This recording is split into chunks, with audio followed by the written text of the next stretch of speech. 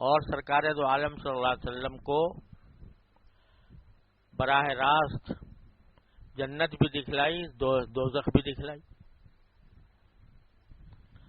اور خود آپ کا جو مقام ہے جنت میں وہ بھی دکھلایا کہ بتایا فرشتوں کے ذریعے کہ یہ آپ کا مقام ہے، یہ آپ کا گھر ہوگا جنت میں، یہ سب بتا دیا۔ اس کے باوجود آپ مانگ رہے ہیں کہ یا اللہ مجھے معاف کر دے، یا اللہ مجھے مغفرت کر دے، یا اللہ مجھے اپنی خشیت عطا فرما دے، یا اللہ مجھے اپنی طاعت عطا فرما دے۔ اندازہ کریں کہ جو ذات اس مقام تک پہنچی ہوئی ہو، ہم اور آپ تو صرف عقیدے سے الحمدللہ سمجھتے ہیں کہ جنت بھی ہے جہنم بھی ہے، نیک عمل پر جنت ملے گی، برے عمل پر دوزخ ہوگی،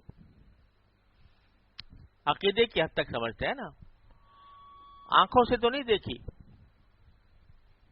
اور نہ جنت دیکھی نہ دوزخ دیکھی، لیکن مخبر صادق نے خبر دی، اللہ تعالیٰ نے اپنی کتاب میں بتایا، سرور دو عالم صلی اللہ علیہ وسلم نے بتایا کہ میں خود آنکھوں سے دیکھ کے آیا ہوں۔ اس پر ہمیں پتا ہے کہ بھائی انشاءاللہ یہ معاملہ پیش آنے والا ہے، نیک لوگوں کو جنت ملنی ہے، اللہ بچائے کافروں کو فاسقوں کو کے لیے دوزخ ہے۔ یہاں ایک سوال اور پیدا ہوتا ہے، بعض اوقات دلوں میں شبہ پیدا ہوتا ہے کہ قرآن کریم نے یہ فرمایا، جو تعریف جو کی ہے مومن کی متقیوں کی، وہ یہ ہے کہ الذین یؤمنون بالغیب، کہ جو غیب پر ایمان رکھتے ہیں، یعنی اللہ تعالیٰ کو دیکھا نہیں مگر اللہ پر ایمان رکھتے ہیں، جنت دیکھی نہیں مگر جنت پر ایمان رکھتے ہیں، دوزخ دیکھی نہیں مگر دوزخ پر ایمان رکھتے ہیں۔ اور یہی وجہ ہے کہ اگر کوئی آدمی توبہ کرے ایسے وقت میں جبکہ اس کو بالکل آخر وقت ہو اور جنت دوزخ سامنے نظر آ جائے تو توبہ قبول نہیں، کیونکہ جو قیمت ہے وہ ایمان بالغیب کی ہے۔ تو بعض مرتبہ یہ خیال پیدا ہوتا ہے کہ انبیاء کرام کو تو ایمان بالغیب نہیں ہوتا، ایمان بالشہود ہوتا ہے، وہ آنکھوں سے دیکھتے ہیں اور آنکھوں سے دیکھ کر ہمیں بتاتے ہیں۔ تو جو کہا جاتا ہے کہ اصل قیمت جو ہے وہ کائے کی ہے؟ ایمان بالغیب کی۔ تو انبیاء کرام کو تو اللہ تعالی شہادت یعنی آنکھوں سے دکھا دیتے ہیں، فرشتے ان کے پاس آتے ہیں، وحی لے کر آتے ہیں، اور سرکار دو عالم صلی اللہ علیہ وسلم کو جنت کا بھی نظارہ کرایا گیا، دوزخ کا بھی نظارہ کرایا گیا، آنکھوں سے دیکھا۔ تو پھر ایمان بالغیب تو نہ ہوا، ایمان بالشہود ہوا۔ تو جواب اس کا یہ ہے کہ انبیاء کرام کا ایمان بالغیب اتنا قوی، اتنا زبردست ہوتا ہے کہ اس کے نتیجے میں ان کو نبوت عطا ہوتی۔ ہمارا آپ کا ایمان بالغیب تو اس وجہ سے ہے کہ رسول کریم سرور دو عالم صلی اللہ علیہ وسلم نے فرمایا، قرآن نازل ہوا، قرآن نازل ہونے سے اور قرآن کریم کتاب اللہ سے ہمیں پتہ چلا کہ ایمان کیا ہے اور کفر کیا ہے اور جنت کیا ہے اور جہنم کیا ہے۔ اللہ جل جلالہ کی معرفت جو کچھ حاصل ہوئی وہ سب قرآن و سنت کے ذریعے ہوئی، اپنی طرف سے تو نہیں ہو گئی۔ لیکن انبیاء کرام کو اپنی ابتدائے عمر میں جو ایمان ہوتا ہے وہ ایمان بالغیب ہوتا ہے، اور اس قدر کبھی ایمان بالغیب ہوتا ہے کہ اس کے لیے کوئی واسطہ نہیں ہوتا۔ ہمارے لیے تو واسطہ ہے نا قرآن اور سنت، لیکن ان کے پاس تو شروع میں وحی نہیں آئی ہوتی، ان کے پاس تو کوئی دلیل جو نقلی دلیل ان کے پاس نہیں ہوتی کہ بھئی وہی آ گئی ہو، شروع میں آ گئی ہو، شروع میں ان کو جنت دکھا دی گئی ہو، شروع میں دوزخ دکھا دی گئی ہو. کم از کم 40 سال اس حالت میں گزارتے ہیں کہ سارا معاشرہ جو ہے، سارا ماحول وہ کفر اور شرک کے اندھیریوں میں بھٹک رہا ہے. لیکن وہ صرف ان کے دماغ میں جو ایمان بالغیب ہے وہ اتنا قوی ہے کہ سارے ایمان بالغیب جو ان کے بعد آنے والوں کے پاس ہوتا ہے اس سب کا کوئی اس ایمان بالغیب کا کوئی 1000واں حصہ بھی نہیں ہوتا جو انبیاء کرام کو ہوتا ہے. جب وہ ایمان بالغیب 40 سال تک کم از کم اس طرح ہوتا ہے کہ سارے معاشرے کے برعکس سارے لوگ کفر و شرک میں بھٹک رہے ہوتے ہیں، وہ صرف تنہا ایک نبی ہوتا ہے جو ایمان بالغیب رکھتا ہے. تو اس ایمان بالغیب کے صلے میں اللہ تبارک و تعالیٰ اس کو پھر مشاہدہ بھی کرا دیتے ہیں. مشاہدہ اس طرح کرا دیتے ہیں تاکہ وہ دنیا کو بتائے کہ جو میں کہہ رہا ہوں وہ اپنی آنکھوں سے دیکھ کر آیا ہوں، اپنے کانوں سے سن کر آیا ہوں، تاکہ لوگوں کو اس اعتماد کے ساتھ وہ بات کہہ سکے. تو ان کا ایمان بالغیب ہی ہوتا ہے، لیکن ان کو مشاہدہ کرایا جاتا ہے اس لیے تاکہ ہمیں اور آپ کو وہ بتائیں کہ میں اب جو کچھ کہہ رہا ہوں وہ ایسے ہی ہوائی بات نہیں ہے، میں اپنی آنکھوں سے دیکھ کر آیا ہوں، مجھ پر اللہ کی وحی نازل ہوتی ہے. اس وجہ سے وہاں پر شہود کی ضرورت ہوتی ہے تاکہ وہ لوگوں کو بتا سکیں، ورنہ ایمان اصل میں ان کا بالغیب ہی ہوتا ہے. بہرحال کہہ یہ رہا تھا کہ انبیاء کرام کا جو ایمان ہے، خاص طور پر نبی کریم سرور دو عالم صلی اللہ علیہ وسلم کا ایمان اور آپ کے آنکھوں سے دیکھی ہوئی جنت، پھر بھی کہہ رہے ہیں اللہم اغفر لی، یا اللہ مجھے معاف کر دے. پھر بھی کہہ رہے ہیں کہ انا نسألک من خشیتک ما تحول به بیننا و بین معاصیک، یا اللہ ہمیں ایسی خشیت دے دیجئے کہ جو آپ کی معصیتوں کے اور ہمارے درمیان حائل ہو جائے، جو ہمیں معاصی کی طرف بڑھنے نہ دے، ایسی خشیت مجھے عطا فرما دیجیے. کون کہہ رہا ہے؟ معصوم، جس نے آنکھوں سے جنت دیکھی، وہ کہہ رہا ہے کہ مجھے خشیت ایسی دے دیجیے. تو یہ جو کہا جا رہا، تو ہمارے لیے سبق یہ ہے کہ جب وہ ذات اللہ تعالیٰ سے اپنی خشیت مانگ رہی ہے اور اپنی طاعت مانگ رہی ہے، من یقین اور پھر یہ کہ من طاعتک ما تبلغ به جنتک، ایسی طاعت دے دیجیے جو ہمیں آپ کی جنت تک پہنچا دے. تو جب وہ مانگ رہے ہیں تو ہم اور تم کس حالت میں ہیں، ہمیں اس کی کتنی ضرورت ہے. تو دو باتیں پہلے عرض کی تھیں، ایک خشیت اتنی کہ جو گناہوں کے لیے گناہ کے سامنے آڑ بن جائے،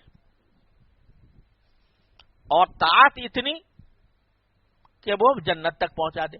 طاعت کا ما تبلغنا بھی جنت تک، کیونکہ حقیقت میں جو حق ہے باری تعالیٰ کی طاعت کا وہ تو کوئی بندہ ادا کر ہی نہیں سکتا، لیکن اتنی طاعت عطا فرما دیجئے کہ ہمیں وہ جنت تک پہنچا دیں. آگے تیسری بات جو مانگی وہ یہ کہ من الیقین ما تحون به علینا مصائب الدنیا، اور یقین اتنا بار عطا فرما دیجئے کہ جس کے نتیجے میں ہمیں دنیا کے اندر جو مصیبتیں پہنچتی ہیں وہ ہمارے لیے آسان ہو جائے.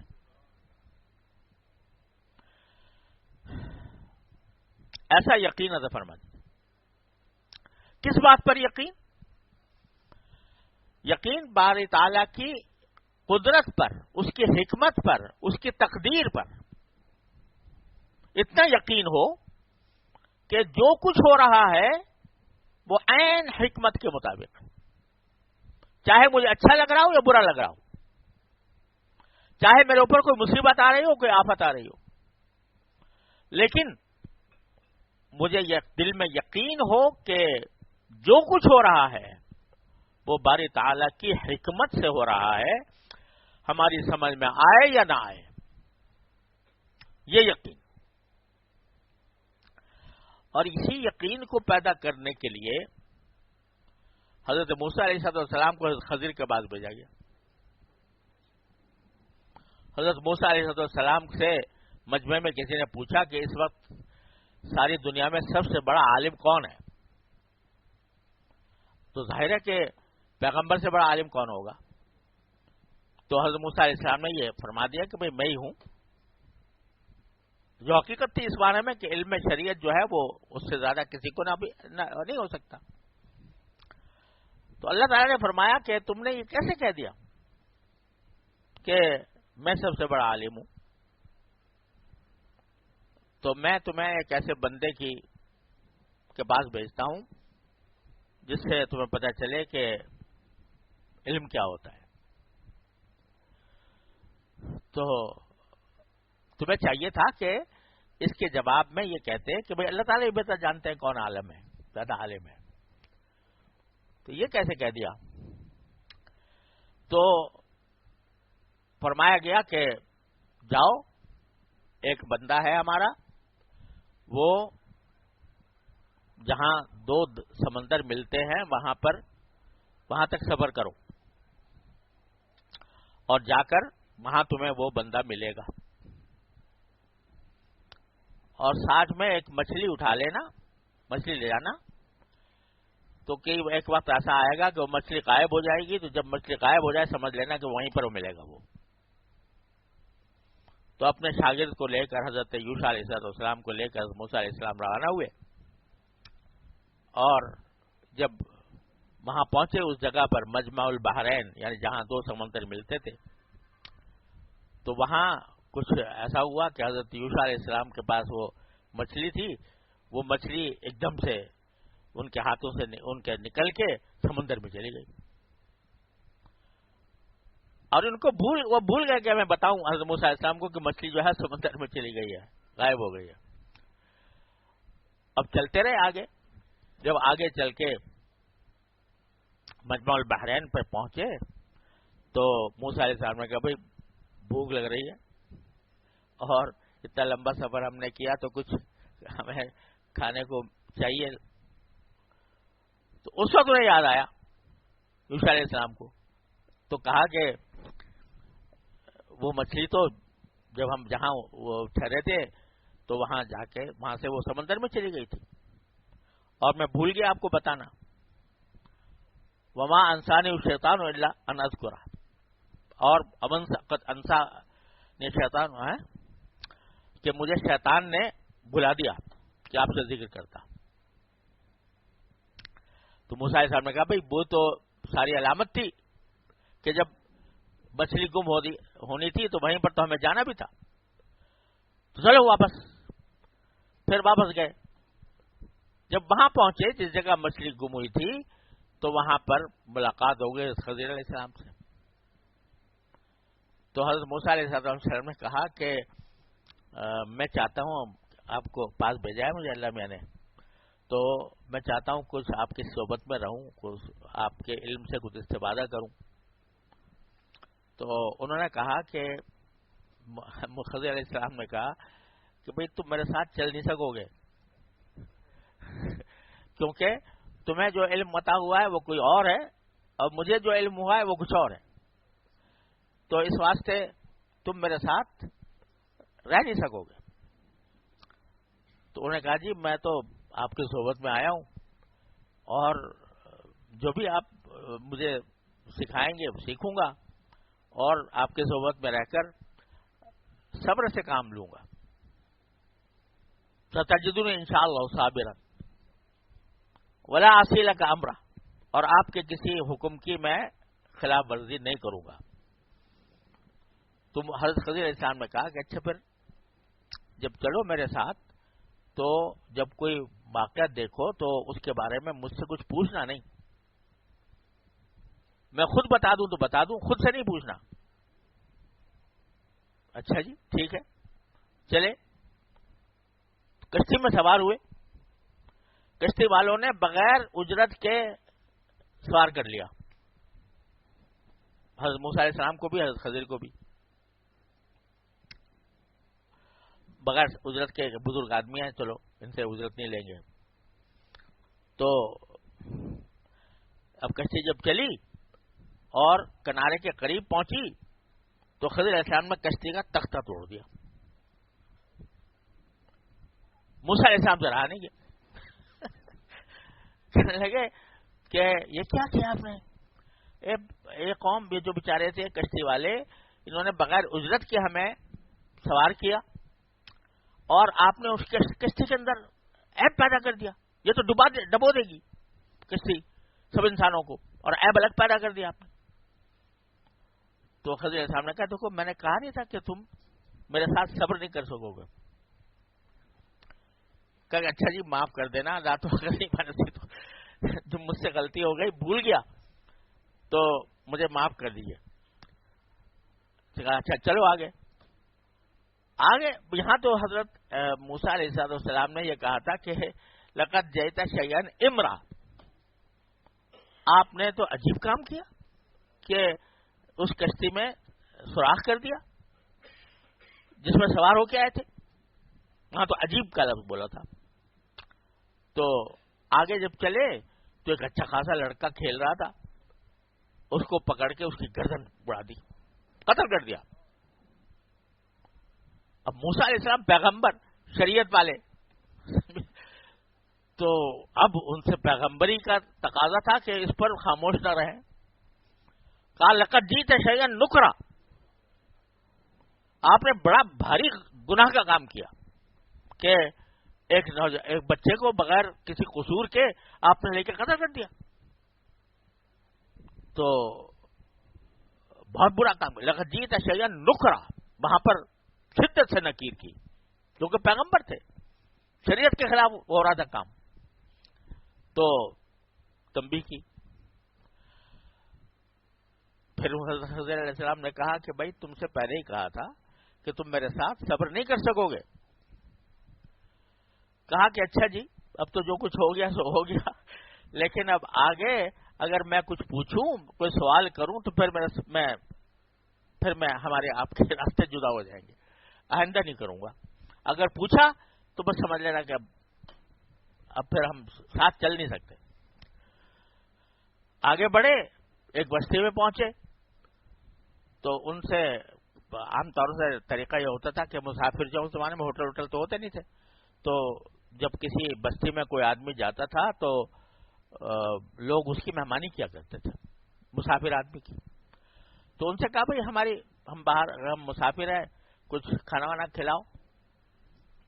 تو وہ ایسے کچھ بخیل سے تھے کہ انہوں نے منع کر دیا کہ نہیں ہم نہیں کھلاتے. اب وہاں اور جو چلے تو دیکھا تو ایک دیوار تھی، وہ بالکل ٹیڑھی ہو رہی تھی اور گرنا ایسا لگتا تھا ابھی گر جائے گی. حضرت خضر علیہ السلام نے جا کے اس کو سیدھا کر دیا، مضبوط بنا دیا، اس کی جو عیب تھا وہ دور کر دیا. تو یہاں حضرت موسیٰ علیہ السلام نے بڑے پہلو بدل کے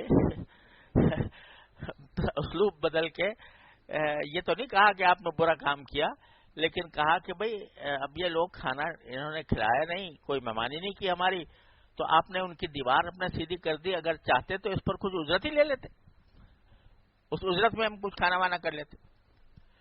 تو وہاں یہ نہیں کہا کہ تم نے برا کام کیا، وہاں کہا اگر آپ چاہتے تو اس کے اوپر اجرت لے لیتے. تو خضر علیہ السلام نے اس کے جواب میں کہا ھذا فراق بینی و بینک، اب ہمارے اور تمہارے درمیان جدائی کا وقت آ گیا، اب تم ہمارے ساتھ چل نہیں سکتے، ہم تمہارے ساتھ نہیں چل سکتے. لیکن اب تمہیں بتاتا ہوں کہ یہ تینوں واقعات کیسے پیش آئے تھے. پھر بتایا کہ جو کشتی کا کو میں نے تختہ توڑا تو وہ اس لیے توڑا کہ یہ بیچارے مسکین لوگ تھے اور اسی میں کمائی تھی ان کی کشتی میں. اور آگے جہاں یہ جا رہے تھے تو وہاں پر ایک بادشاہ تھا جو ہر اچھی کشتی کو غصب کر لیتا تھا، پکڑ لیتا تھا. تو یہ اگر وہاں جاتے اور کشتی میں عیب نہ ہوتا تو وہ کشتی ان کی گئی تھی ہاتھ سے، اس لیے میں نے عیب پیدا کر دیا اس میں، تاکہ بادشاہ کی نظر اس پر نہ پڑے۔ اور آگے جو بچہ کھیل رہا تھا تو یہ بچہ ایسا تھا کہ اگر بڑا ہوتا تو یہ اپنے والدین کو گمراہ کرتا، ان کو کافر بناتا، اس لیے میں نے اللہ کے حکم سے اس کو قتل کر دیا۔ تو اس لیے کیا تاکہ اللہ تعالیٰ ان کے بدلے میں، اس کے بدلے میں ان کو کوئی اور اچھا صالح بچہ دے، اس لیے قتل کیا۔ اور جو دیوار تھی وہ دیوار بیچارے 2 یتیم بچوں کی تھی، اور نیچے خزانہ دفن تھا، تو اگر یہ دیوار گر جاتی اور اس کے اوپر لوگ جو ہے قبضہ جما لیتے اس کے اوپر، تو وہ خزانہ ان کے ہاتھ سے چلا جاتا۔ تو ہم نے سوچا کہ اس کو دیوار کو سیدھا کر دوں تاکہ ان کا جو خزانہ ہے وہ محفوظ رہے۔ اور کوئی کام میں نے اللہ کی مرضی کے بغیر نہیں کیا، اللہ کے حکم کے بغیر نہیں کیا، اپنی طرف سے کوئی کام نہیں کیا، جو کام کیا اللہ کے حکم سے کیا۔ یہ ساری تفصیل بتائی بعد میں، اور پھر جدا ہو گئے دونوں۔ یہ کیوں بھیجا تھا اللہ تعالیٰ نے موسیٰ علیہ السلام کو؟ اس لیے بتانے کے لیے کہ اس کائنات کا جو نظام چل رہا ہے وہ ہمارے حکم سے چل رہا ہے۔ کوئی مرتا ہے تو ہمارے حکم سے مرتا ہے، کوئی قتل ہوتا ہے تو ہمارے مشیت سے قتل ہوتا ہے، کوئی مصیبت کسی کو پہنچتی ہے تو وہ مصیبت ہمارے حکم سے پہنچتی ہے، ہماری مشیت سے پہنچتی ہے۔ ہم تم کی جو نگاہیں ہیں وہ ظاہر پر دیکھ کر پریشان ہو جاتی ہیں۔ اگر خود پر آ گئی کوئی آفت، اعوذ باللہ، اللہ تعالیٰ حفاظت فرمائے، تو لیکن خود پر آ گئی تو یا اللہ میرے اوپر ہی آنی تھی، یہ خیال دل میں پیدا ہو جاتا ہے، اللہ میاں نے کیوں مجھے میں مبتلا کر دیا اس مصیبت میں۔ کسی اور کو دیکھا، بظاہر دیکھ کے معلوم ہو رہا ہے کہ یہ بہت ہی زیادہ خستہ حال ہے، فقیر ہے، تنگ دست ہے، بیمار ہے، ہاتھ پاؤں سے معذور ہے، اس کو دیکھ کے ترس آتا ہے، یا اللہ اللہ میں نے ایسے آدمی کو معذور کر دیا ہے۔ بالکل آدمی کو ترس کھاتا ہے نا انسان، فلاں آدمی تھا بے گناہ تھا، قتل ہو گیا، اس کا خبریں روز آتی رہتی ہیں، فلاں مارا گیا، فلاں قتل ہو گیا۔ تو دماغ میں یہ خیالات شیطان ڈالتا ہے کہ اللہ تعالیٰ جو رحیم ہے، کریم ہے، وہ یہ کیوں کر رہا ہے یہ سب کچھ؟ تو اس خیال کی حقیقت ظاہر کرنے کے لیے موسیٰ علیہ السلام نے بھیجا خضر علیہ السلام کے پاس۔ وہ کیا ہے کہ ایک نظام تو یہ دنیا میں ہے جو ہمیں آنکھوں سے نظر آ رہا ہے، اور اس کے اندر ہمیں شریعت کا پابند کیا گیا ہے کہ فلاں کام کرو، فلاں کام نہ کرو، لیکن ایک تکوین ہے، یعنی کائنات کا نظام چلانے کا مسئلہ ہے، تو وہ کائنات کا خالق ہی جانتا ہے کہ کس مخلوق کے ساتھ کس وقت کیا سلوک کرنا ہے۔ اس کے علاوہ کوئی نہیں ہے جو یہ سمجھ سکے کہ کس مخلوق کے ساتھ کیا سلوک کیا جاتا ہے، کیوں کیا جاتا ہے۔ یہ بتانا منظور تھا موسیٰ علیہ السلام کو، اور موسیٰ علیہ السلام کے ذریعے پورے اہل ایمان کو، کہ تمہاری نظریں جو ہے تمہارے اپنے مفادات کے گرد گھومتی ہیں، اپنے مفادات کے تحت اور اپنی محدود سوچ کے تحت۔ کہ یہ آدمی تو بڑا نیک صالح تھا، قتل ہو گیا، کیوں ہو گیا قتل؟ یہ کیوں کا جو سوال ہے یہ انسانوں کے دلوں میں پیدا ہوتا رہتا ہے، اس وجہ سے کہ وہ اپنے محدود دائرے کے اندر سوچتے ہیں۔ جو خالق کائنات ہے، جس کے حکم سے کوئی پتا نہیں ہلتا، جس کے بغیر حکم کے بغیر کوئی پتا نہیں ہلتا، پتا نہیں گرتا، وہی جانتا ہے کہ اس پوری کائنات کے اندر کون سی چیز ایسی ہے کہ جس سے کوئی فائدہ پہنچے گا، کس سے نقصان ہوگا، کس کو کون سے پتے کو کاٹنا ہے، کون سے پتے کو رکھنا ہے، یہ وہی جانتا ہے۔ اس کی مثال سمجھو کہ جیسے ایک باغ کا مالی ہے، وہ جب باغ کی تہذیب کرتا ہے، باغ کی مرمت کرتا ہے، کاٹ چھانٹ کرتا ہے، کسی پتے کو کاٹ دیا، کسی پھول کو کاٹ دیا. اب وہ پھول پتا کہ یار میں نے کیا مصیبت آئی تھی، مجھے کیوں کاٹا؟ شعور تو اس میں بھی ہے نا کچھ نہ کچھ تھوڑا بہت. تو وہ یہ کہے کہ بھائی اس کو پھول پتے کو کیوں کاٹ دیا، اس کو مجھے کیوں کاٹ دیا؟ ارے بھائی تجھے اس لیے کاٹ دیا کہ تو اس باغ کا ایک حصہ تھا اور ایک حد تک اللہ میاں نے رکھا تھا تجھے، اور تیری وقت آ گیا تھا تیرا، تو اس کو کاٹ دیا گیا تاکہ باغ کی جو رونق ہے وہ برقرار رہے.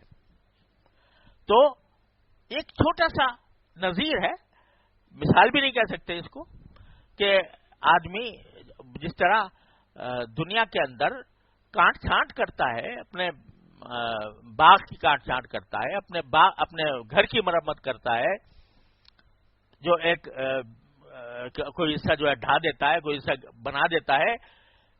تو کیا کچھ اس اونٹ کو جو تم نے ڈھا دی، اس کو یہ حق ہے کہ پوچھے کہ بھائی تمہیں مجھے ہی کیوں ڈھایا، اور بھی تو اینٹیں تھیں، مجھے کیوں ڈھایا؟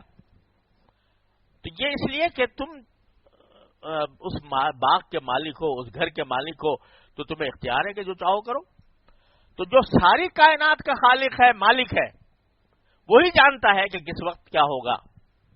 اور یہ جو باتیں بتائی نا حضرت خضر علیہ السلام نے کہ یوں ہونا تھا، یوں ہونا تھا، اس پہ بھی بڑے سوالات اٹھ سکتے ہیں کہ بھائی اگر اس بادشاہ سے بچانا ہی تھا تو بادشاہ کو دل میں ڈال دیتے کہ تم اس کو پکڑو نہیں، عیبدار بنانے کی کیا ضروری تھا؟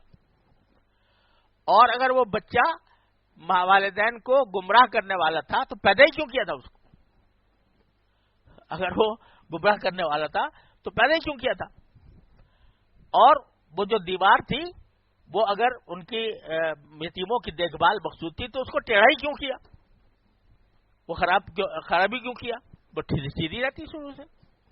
سوال تو وہاں بھی پیدا ہوتے ہیں، لیکن یہ بتانا منظور ہے کہ یہ سوالات کا لامتناہی سلسلہ ہے. اس کی حقیقت تو سوائے اس کا خالق کائنات کے کوئی اور نہیں جان سکتا. کہاں تک جاؤ گے اس کی حکمتوں کے پیچھے؟ کہاں تک پیچھا کرو گے اس کی حکمتوں کا؟ وہ تو اس مالک کائنات کے فیصلے ہیں جس کی نظر میں ہر چیز ہے. وہ فیصلے دکھا، وہ فیصلے کراتا ہے. یہ تو ایک نمونہ تھا جو دکھا دیا حضرت خضر علیہ السلام کے ذریعے، ایک چھوٹا سا نمونہ دکھا دیا. تو اس کی حضرت ذوالنون مصری رحمۃ اللہ علیہ ایک مرتبہ دریائے نیل کے پاس سے گزر رہے تھے تو دیکھا کہ ایک بچھو چلا جا رہا ہے. تو خیال آیا کہ اس کائنات میں کوئی بھی چیز بغیر اللہ تعالیٰ کی مشیت کے اور مقصد کے نہیں ہوتی ہے. دیکھیں یہ کیا کرتا ہے یہ بچھو جا کے. تو یہ اپنا پیچھے چل دیا اس بچھو کے، کہاں جاتا ہے، کیا کرتا ہے. تو وہاں ایک جگہ پہنچ کر بچھو میں کھڑا ہو گیا اس دریا کے کنارے. تھوڑی دیر میں کچھوا آیا اور آ کے وہاں دریا کے کنارے لگ گیا. بچھو کود کے اس کچھوے کے پشت پہ سوار ہو گیا. اللہ میں نے اس کے لیے کشتی بھیج دی بچھو کے لیے، اور وہ کچھوا اس بچھو کو لے کے چلا سمندر میں، اس میں دریا میں. کیونکہ انہوں نے ارادہ کر لیا تھا کہ اس کا پیچھا کرنا ہے، کہاں جاتا ہے، کیا کرتا ہے. تو انہوں نے بھی کشتی لے لی اور کشتی میں سوار ہو کر یہ بھی چلے. وہ دوسرے کنارے کی طرف جا رہا تھا، یہ بھی دوسرے کنارے پہ جا پہنچا. وہاں جا کے کچھوا جو ہے وہ دوسرے کنارے کے پاس جا کر کچھوا رک گیا، اور یہ جو بچھو تھا وہاں سے چھلانگ مار کے یہ دوسرے کنارے پہ اتر گیا. انہوں نے بھی کشتی روک دی، یہ بھی اتر گئے. کہ اب کہاں جاتا ہے بچھو؟ آگے چلا، بچھو چلتا رہا. ایک جگہ دیکھا کہ ایک آدمی درخت کے نیچے سو رہا ہے اور یہ اس کا رخ اسی طرف ہے. تو ان کے دل میں آیا کہ شاید یہ بچھو اس کو کاٹنے کے لیے آ رہا ہے وہاں سے، جو اتنی دور سے چل کے. لیکن جب قریب پہنچے تو دیکھا کہ ایک سانپ ہے جو منڈلا رہا ہے اس کے اوپر، سونے والے آدمی کے اوپر، اور قریب تھا کہ اس کو ڈس لے۔ اتنے میں بچھو گیا اور اس کے سر پہ سوار ہوا اور اس کو ڈس کے اس کو پھینک دیا، سانپ کو وہ ڈس کے پھینک دیا، اور بچھو جو ہے سلامت رہا، سانپ جو ہے مر گیا۔ وہ آدمی سو رہا ہے پڑا ہوا، جب سو کے اٹھا تو دیکھا بچھو جا رہا ہے سامنے، تو اس نے چاہا کہ میں اس بچھو کو ماروں، تو کہا میں نے ہاتھ پکڑ لیا اس کو۔ میں نے کہا دیکھو یہ بچھو ہے جس نے تمہاری جان بچائی، اللہ میں نے کہاں سے بھیجا اس کو؟ تو یہ کون جانے کون سا جانور، کون سی مخلوق کس غرض کے لیے اللہ تبارک و تعالی نے پیدا کی ہے اور کیا وہ عمل کر رہی ہے۔ لہذا اس کے سوا کوئی چارہ کار نہیں کہ بندہ اپنے سارے ہتھیار ڈال کر باری تعالیٰ کی قدرت اور اس کے حکمت پر ایمان لائے کہ جو کچھ ہو رہا ہے اس کے حکمت کے مطابق ہو رہا ہے۔ یہ یقین مانگ رہے ہیں سرکار دو عالم صلی اللہ علیہ وسلم، اس بات کا یقین کہ کائنات میں جو کچھ ہو رہا ہے وہ سب اللہ جل جلالہ کی حکمت کے عین مطابق ہو رہا ہے۔ وہی جانتا ہے کہ کس کے ساتھ کس وقت کیا معاملہ کرنا ہے۔ لہذا اگر مصیبت مجھے پہنچ گئی، میں تو اپنے رو رہا ہوں بیٹھا ہوا، مجھے پہنچ گئی، میں نہیں جانتا کہ اس کے پیچھے کیا راز ہے، اور کائنات کے مجموعی مصالح کے اعتبار سے اور خود میری مجموعی مصالح کے اعتبار سے کیا اس کے کیا حکمت ہے اس کے پیچھے۔ بیماری آ گئی، ٹھیک ہے بھائی، بیمار ہو گئے اور اپنی تکلیف محسوس کر رہا ہے انسان بیماری کی، لیکن کیوں آ گئی بیماری؟ کس نے بھیجی؟ جب تک ہے اس وقت تک انسان جو ہے وہ اگر یہ یقین رکھے کہ جو کچھ ہو رہا ہے باری تعالیٰ کی حکمت کے تحت ہو رہا ہے، اس کی مشیت کے تحت ہو رہا ہے، اور جو کچھ میرے ساتھ ہوا ہے وہ باری تعالیٰ کی عین حکمت کا تقاضا تھا، تو کیا ہوگا؟ اس مصیبت آسان ہو جائے گی۔ من یقینی ما تحون بھی علینا مصائب الدنیا، دنیا کی مصیبتیں آسان ہو جاتی ہیں اس یقین سے کہ اللہ تبارک و تعالی نے جو کچھ کیا وہ اس کی عین حکمت کا تقاضا ہے۔ اور کچھ حکمت تھا مومن کے لیے، یہ حکمت کیا کم ہے کہ فرمایا رسول کریم صلی اللہ علیہ وسلم نے کہ کسی بندے کو جو کوئی ادنا تکلیف بھی پہنچتی ہے تو اس پر اس کو اجر ملتا ہے، اس کے گناہ معاف ہوتے ہیں، اجر ملتا ہے۔ یہ جو آیت کریمہ ہے قرآن کریم کی، وَمَن يَعْمَلْ سُوءًا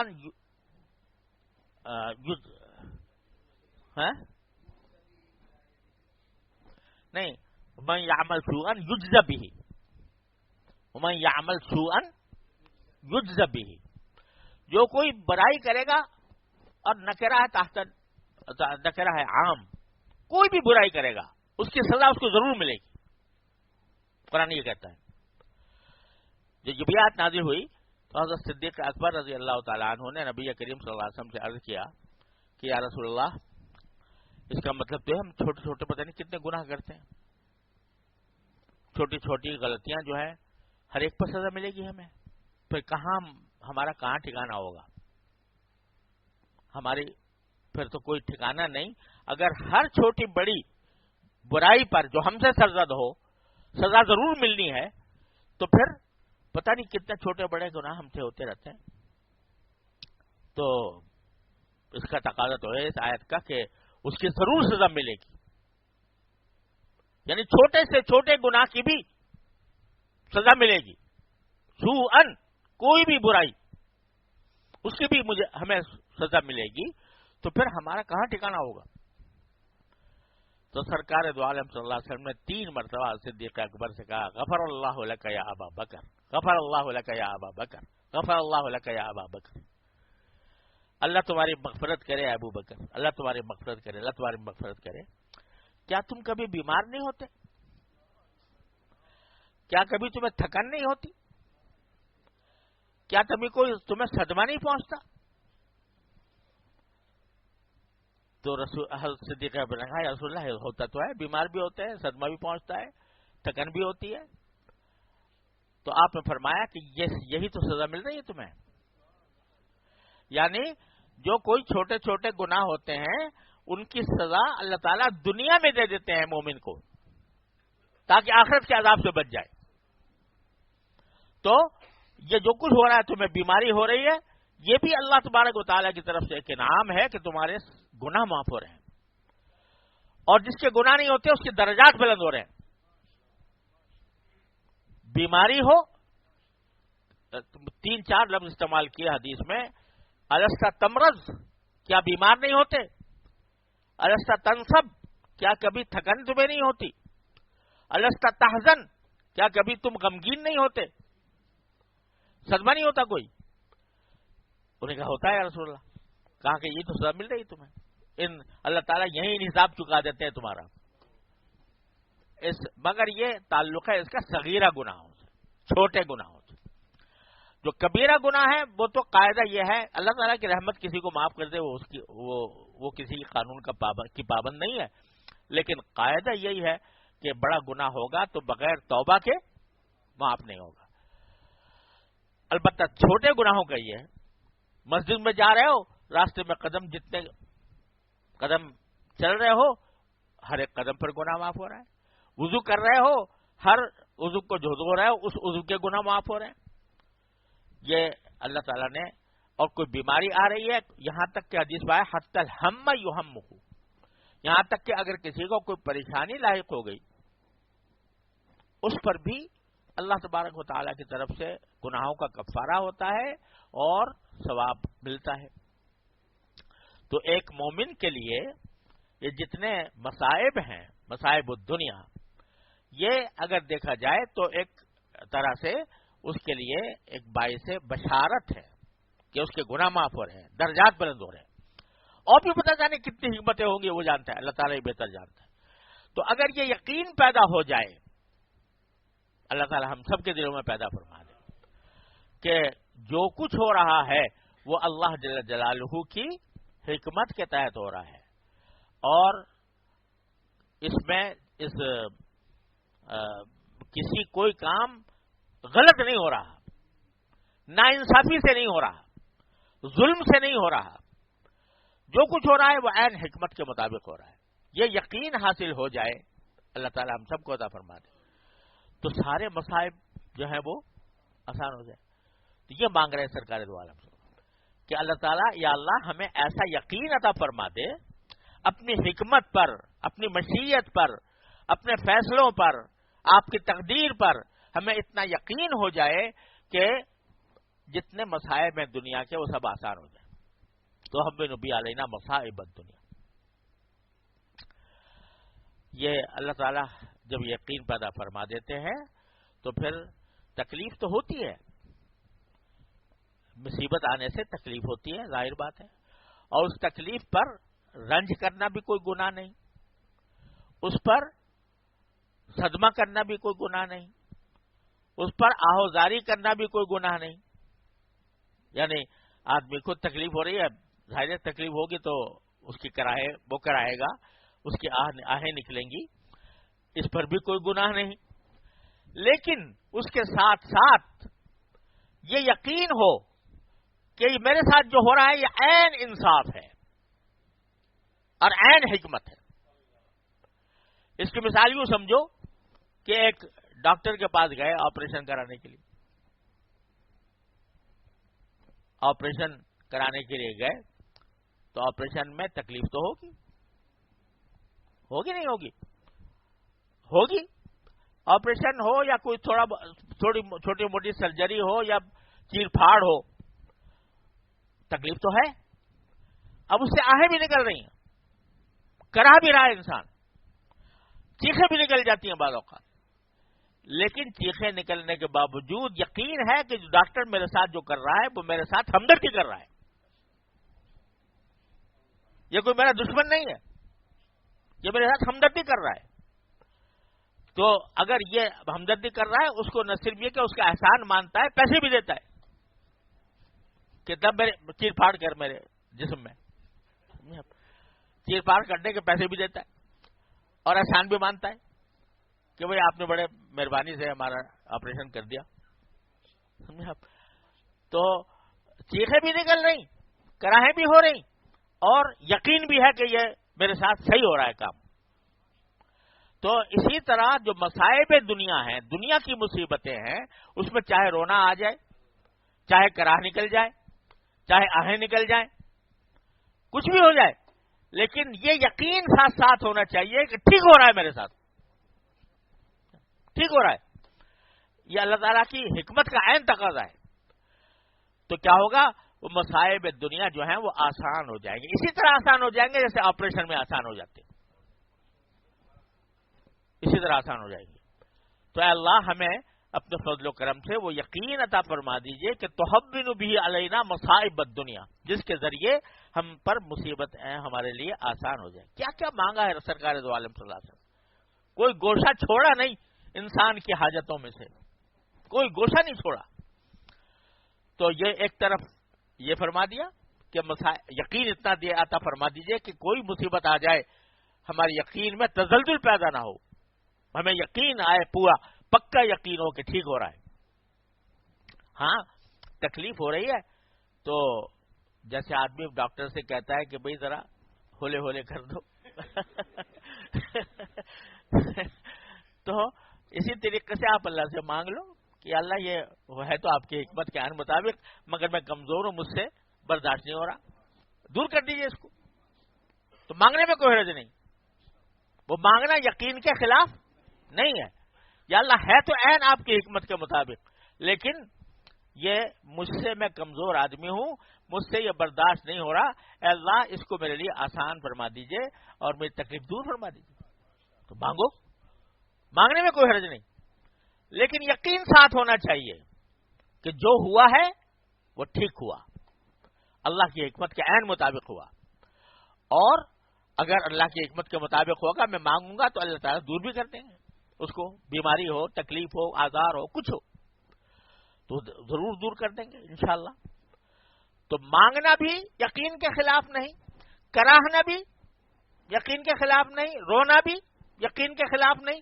صرف ایک چیز چاہیے کہ یہ یقین دل میں ہو کہ جو ہو رہا ہے وہ عین حکمت کے مطابق ہو رہا ہے، ٹھیک ہو رہا ہے. یہ اللہ تعالیٰ کی رحمت کے منافی نہیں ہے، یہ اللہ تعالیٰ کی شان کریمی کے منافی نہیں ہے، یہ اس کی عین شان کریمی کا حصہ ہے جو ہو رہا ہے. آپ بتاؤ کہ کون ہے اس کائنات میں جو کبھی نہ کبھی کوئی مصیبت نہ پیش آئی؟ مسلمان، غیر مسلم، خدا کو ماننے والا، خدا کا انکار کرنے والا، ہر ایک کو کون ہے جس کو کبھی نہ کبھی کوئی تکلیف نہ پیش آئی ہو؟ تکلیف تو آنی ہے، چاہے خدا کو مان لو چاہے انکار کر دو، تکلیف تو آنی ہے. بیماری کیا خدا کے منکروں پر نہیں آتی؟ کافروں پر نہیں آتی؟ آتی ہے، وہ تو آنی ہے، تمہارے اوپر بھی آنی ہے، ان پر بھی آنی ہے. لیکن اگر تمہارے دل میں یہ یقین ہے کہ جو آ رہا ہے وہ عین برحق ہے، وہ عین اللہ تعالیٰ کی حکمت کا مقتضا ہے، تو پھر یہ مصیبت تمہارے لیے آسان ہو جائے گی. ان کے لیے مشکل ہے، ان کو کیونکہ نہ اللہ تعالیٰ کی حکمت کا ادراک ہے، نہ اللہ تبارک و تعالیٰ کی شان کریمی کا، رحمت کا ادراک ہے. اس واسطے وہ مصیبت کو بس سوائے رونے کے، پیٹنے کے، اور رونے اور کراہنے کے، اور ان کے پاس کوئی چارہ ہے ہی نہیں. ایک صاحب ایمان کو اتنا بڑا اللہ تعالیٰ نے یہ نعمت عطا فرما دی، اتنی بڑی کہ بھئی آئے مصیبت تو اس کو اللہ کی حکمت کا تقاضا سمجھو، برحق سمجھو، اور دعا مانگ لو، کوئی بات نہیں، اللہ تعالیٰ سے مانگ لو، یا اللہ مجھ سے برداشت نہیں ہو رہا. تو بعض اوقات اللہ تعالیٰ چاہتے بھی ہے بندہ کراہے، سمجھے، یہ بھی اللہ تعالیٰ کو محبوب ہے بندے کا رونا، بندے کا کراہنا، یہ بندگی کا تقاضا ہے. یعنی اللہ تعالیٰ کے سامنے بہادری دکھائے کوئی آدمی کہ اچھا جی جتنا چاہو مجھے تکلیف دے دو، میں آہ نہیں کروں گا، کراؤں گا نہیں. اللہ بچائے، یہ اللہ کے سامنے بہادری دکھانا یہ بندگی کا شیوا نہیں ہے. بندگی کا شیوا یہ ہے کہ جب دی ہے تکلیف تو تکلیف کا اظہار بھی ہوگا، بندگی کا تقاضا یہ. میں نے ایک بزرگ کا واقعہ اپنے والد ماجد رحمۃ اللہ علیہ سے سنا تھا کہ ایک صاحب تھے، وہ بزرگ تھے اور ان کو بیماری آ گئی، کچھ تکلیف میں تھے، مگر بجائے اللہ تعالیٰ سے بیماری دور کرنا مانگنے کے الحمدللہ الحمدللہ الحمدللہ کا ورد کر رہے ہیں. تو دوسرے بزرگ ان کی عیادت کو گئے تو دیکھا وہ الحمدللہ الحمدللہ کر رہے ہیں. تو ان بزرگ نے کہا جو عیادت کو گئے تھے کہ ارے بھائی، جب اللہ نے تکلیف دی ہے تو اس تکلیف کا تقاضا یہ ہے کہ الحمدللہ کے ساتھ اللہ تعالیٰ سے مانگو کہ یا اللہ یہ تکلیف دور کر دیجئے. بندگی کا تقاضا یہ ہے، مانگو اس سے. اگر اسی پر الحمدللہ الحمدللہ کہتے رہو کہ جائے گی نہیں بلکہ اللہ تعالیٰ سے مانگو کہ یا اللہ یہ تکلیف میں ہوں، مجھے میری تکلیف دور فرما دیجئے. تو اتنی بہادری دکھانا بھی اللہ تعالیٰ کے سامنے اچھا نہیں. بندگی کا تقاضا یہ ہے کہ بندہ کراہے بھی، روئے بھی اور ساتھ میں مانگے بھی، یا اللہ مجھے برداشت نہیں ہو رہا، یہ دور کر دیجئے. تو اس میں کوئی مذائقہ نہیں، یہ یقین کے خلاف نہیں ہے. یقین اس بات کا ہے کہ جو بھی مصیبت آئی ہے وہ اللہ تعالیٰ کی طرف. اللہ اکبر. قرآن شریف میں جب غزوہ احد کے موقع پر مسلمانوں کو شکست ہوئی تھوڑی دیر کے لیے،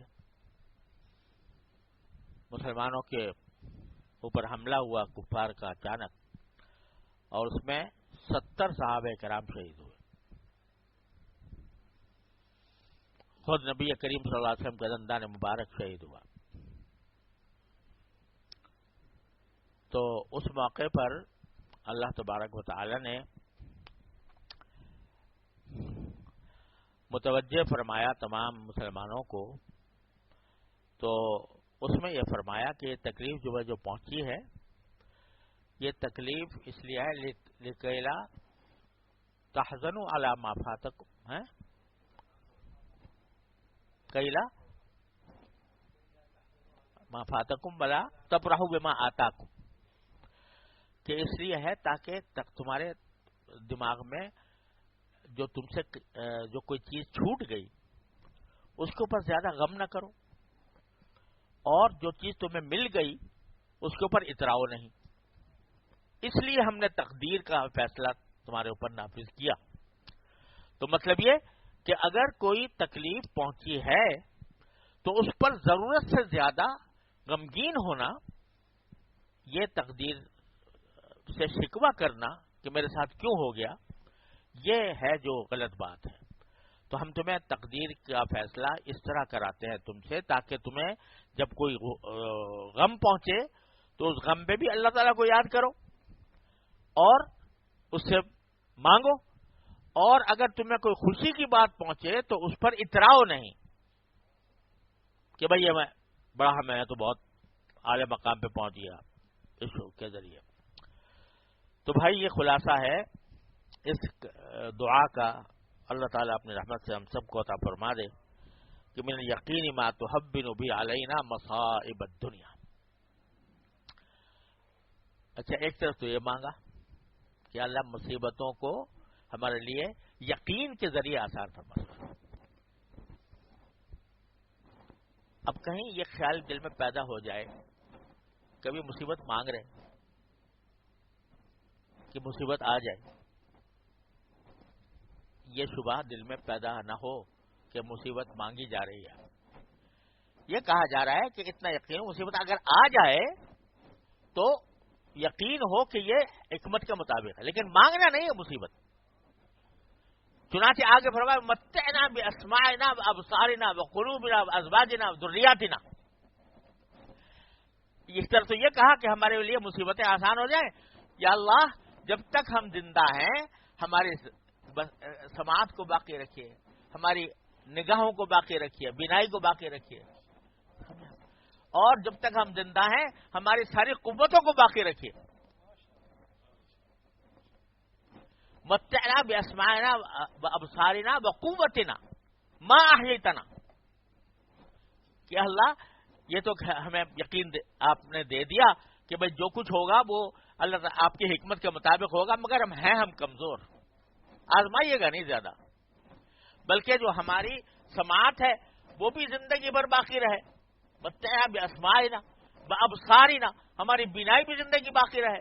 وہ قوتنا، اور ساری قوتیں ہماری باقی رہے جب تک آپ ہمیں زندہ رکھیں.